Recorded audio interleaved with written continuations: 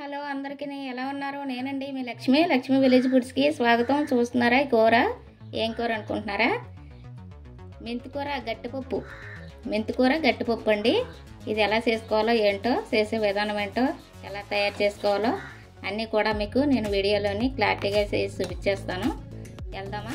ఈ మెంతికూర గట్టిపప్పు ఎలా చేసుకోవాలో, ఎంత రుచిగా, ఎంత టేస్టీగా, ఎంత బాగా రావాలంటే ఎలా చేయాలో మీకు క్లారిటీగా చూపించేస్తాను. వచ్చేయండి, వీడియోలోకి వెళ్ళిపోదాం. ఇది రోటీ చపాతీలకు కూడా బాగుంటుందండి. తినేకల్ది తినాలనిపిస్తుంది అనమాట, అంత బాగుంటుంది అనమాట. సరేనా? ఇది ఎలా చేసుకోవాలో చూద్దామా? అసలు నెయ్యి వేసుకుని తింటే సూపర్గా ఉంటుందండి, చాలా బాగుంటుంది. ఇంకెందుకు లేట్, వెళ్దాం రండి, వీడియోలోకి వెళ్ళి చూసి వచ్చేద్దాం. ఈ గ్లాస్తో గ్లాసు కందిపప్పు, ఏ గ్లాస్తో అయితే పప్పు వేసుకున్నామో అదే గ్లాస్తో నీళ్లు పోసుకోవాలన్నమాట. ఇప్పుడు వెళ్ళి కడుక్కొచ్చేద్దాము. పప్పు కడిగేసుకున్నాం కదండి, 4 సార్లు కడుక్కున్న తర్వాత ఏ గ్లాస్తో అయితే పప్పు వేసుకున్నామో అదే గ్లాస్ తోటి 2 గ్లాసులన్నర నీళ్లు పోసుకోవాలి.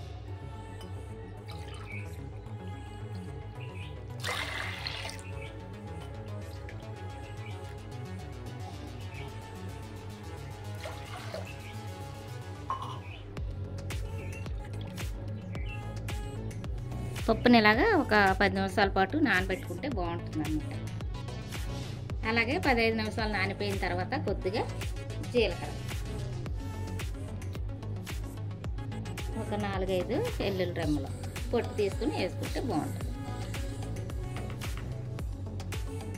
కదా. ఒక ఉల్లిపాయ, పెద్ద ఉల్లిపాయ, ఒక టమాటా పెద్దది, ఇలాగా ఒక 7-8 పచ్చిమిర్చి అనమాట. కారం వేసుకోం కాబట్టి ఇంకా పచ్చిమిరకాయలు ఇలా వేసేసుకోండి.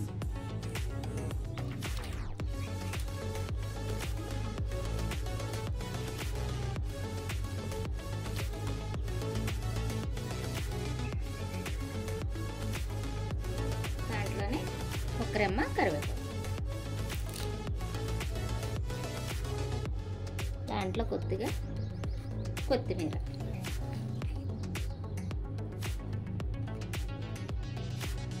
అలాగే ఒక కట్ట అండి, పెద్ద కట్ట అనమాట మెంతికూర. ఇలా సన్నగా వీలైన మట్టికి సన్నగా కట్ చేసుకోండి. కట్ చేసుకుని ఒక 4-5 సార్లు శుభ్రంగా కడుక్కుని వేసుకోవాలన్నమాట.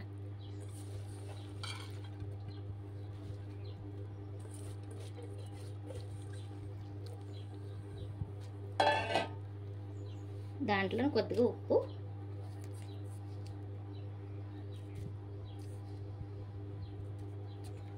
పసుపు,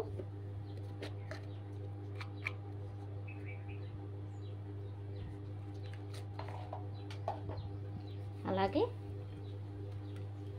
1 స్పూను నెయ్యి.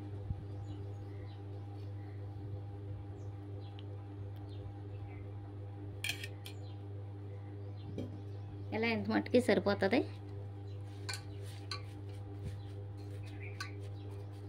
అంతే, మూత పెట్టేస్తాము. ఈ గట్టిపప్పుకి 4 విజిల్ వస్తే సరిపోతుందండి.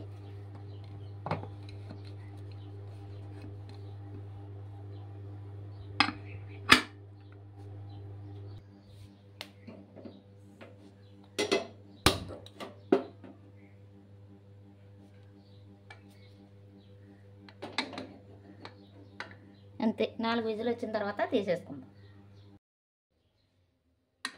చూద్దామండి, 4 విజిల్ వచ్చేసింది కదా.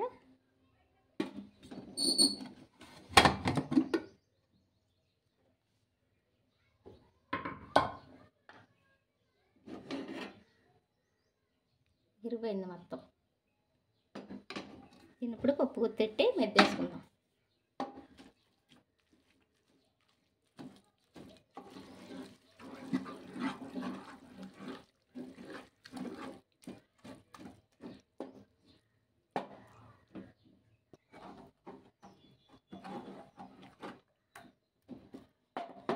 అయిపోయిందండి. దీంట్లోని మెదిగేసుకున్నాం కదా చింతపండు గుజ్జు, ఇది చిక్కగా తీసుకొని వేసుకోవాలన్నమాట. ఇది ఎందుకంటే మనం గట్టిపప్పు అని అనుకున్నాం కదా, అందుకబట్టి ఇలా అయితేనే బాగుంటుంది అన్నమాట.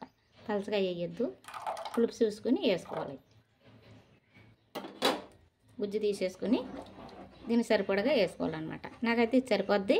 ఒక్క 2 నిమిషాలు దీన్ని పులుపు వేసుకున్నాం కాబట్టి ఉడికించుకుందాం.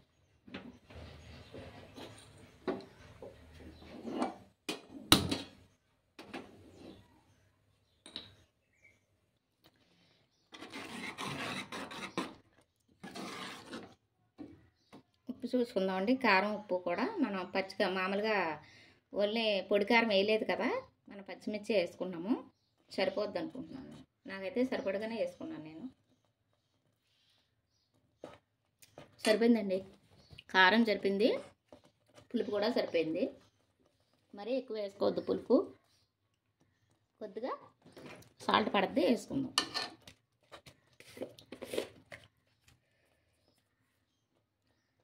ఇది వేసుకుందాం, సరిపోతుంది. మరీ ఎక్కువైనా తినలేము కదా, సమానంగా వేసుకోవాలి. కొంతమంది ఎక్కువ తింటారు, కొంతమంది తక్కువ తింటారు కదా. కారం అయినా పులుపు అయినా ఉప్పు అయినా ఎవరి ఇష్టం వాళ్ళకి అన్నమాట.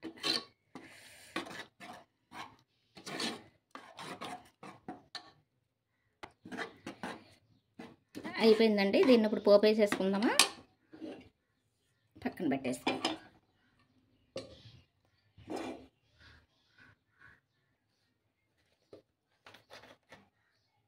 తగినంత ఆయిల్ వేసుకుందాం.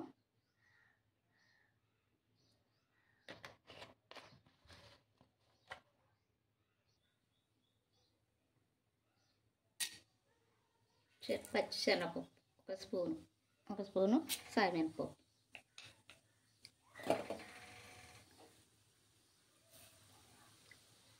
హాఫ్ స్పూను ఆవాలు, హాఫ్ స్పూను జీలకర్ర,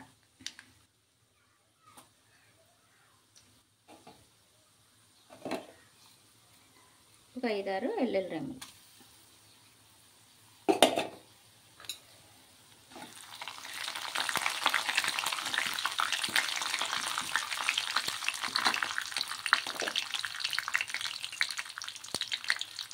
రెమ్మ కరివేపాకు,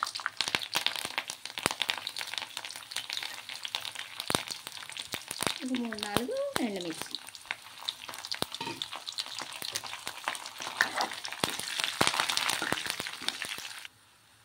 కొద్దిగా ఇంగువ. బాగుంటుంది పోపులో ఇంగువ వేసుకుంటే, పప్పులోని చాలా బాగుంటుంది అన్నమాట.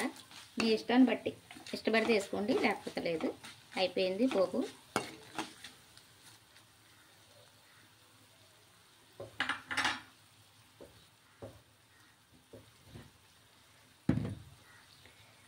స్టవ్ ఆఫ్ చేసేస్తాం.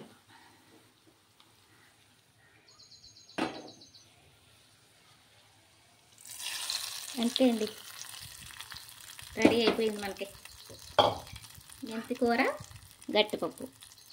రెడీ అయిపోయిందండి, చాలా బాగుంటుంది. నచ్చిందా మీకు ఈ మెంతికూర గట్టిపప్పు? నచ్చిందా అండి? ఆరోగ్యకరమైన మెంతికూర గట్టిపప్పు చాలా బాగుంటుందండి. చాలా ఇష్టంగా తింటారనమాట అందరూ కూడా. ఒకసారి మీరు ఎలా చేసుకుంటారో నేను ఇలా చేస్తానండి. నేను చేసుకునే విధానం మీకు చూపించాను. మీకు నచ్చింది అనుకుంటున్నాను. నచ్చితే ఇది పప్పు అండి, రైస్లోకి, రోటీ చపాతీలోకి, దేంట్లోకైనా బాగుంటుందండి.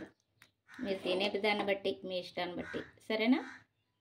చాలా అంటే చాలా బాగుంటుందండి. తినే కొద్దీ తినాలనిపిస్తుంది. నేను చెప్పానని కాదు, ఒకసారి చేసుకుని చూడండి.